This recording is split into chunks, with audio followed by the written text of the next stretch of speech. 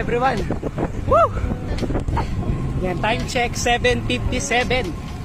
48 yung max natin. 24 yung speed. 32 yung average.